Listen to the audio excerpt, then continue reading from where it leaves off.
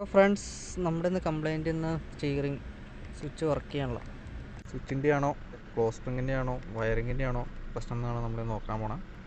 ഇതൊന്നും ഈ സൈഡിലൊന്നും വർക്കാവുള്ള, ഈ സൈഡ് വർക്ക് ചെയ്യണം.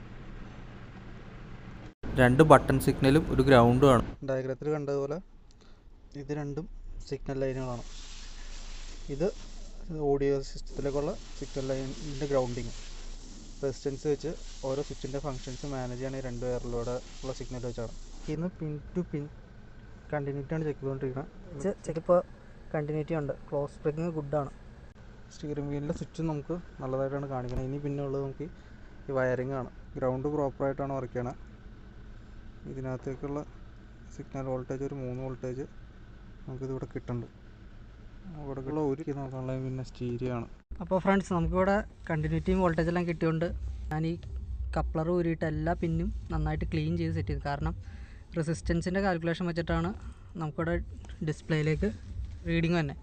അപ്പോൾ ഇവിടെ ഈ ചൂടിൻ്റെ കാരണം കൊണ്ടൊക്കെ നമുക്ക് റെസിസ്റ്റൻസിൽ വ്യത്യാസം വരാം. ആണ് ഓഡിയോൻ്റെ കൺട്രോൾ യൂണിറ്റ്. ഡിസ്പ്ലേ സെപ്പറേറ്റ് ആണ്. ക്ലീൻ ചെയ്തിട്ടിട്ടുണ്ട്. നമുക്ക് ഇനിയൊന്ന് ചെക്ക് ചെയ്ത് നോക്കാം. നമ്മളങ്ങനെ സോൾവ് ചെയ്തിട്ടുണ്ട്. റെസിസ്റ്റൻസിൻ്റെ പ്രശ്നമായിരുന്നു, അത് നമ്മളിപ്പോൾ ക്ലീൻ ചെയ്തപ്പോൾ ശരിയായിട്ടുണ്ട്. ഇപ്പോൾ പുതിയ വണ്ടികൾക്കെല്ലാം ഈ ഒരു പ്രശ്നം കാണിക്കുന്നുണ്ട്. ക്യാൻ കമ്മ്യൂണിക്കേഷൻ്റെ പ്രശ്നമാണ്. വീഡിയോ യൂസ്ഫുള്ളായെങ്കിൽ share and support. Thanks for watching.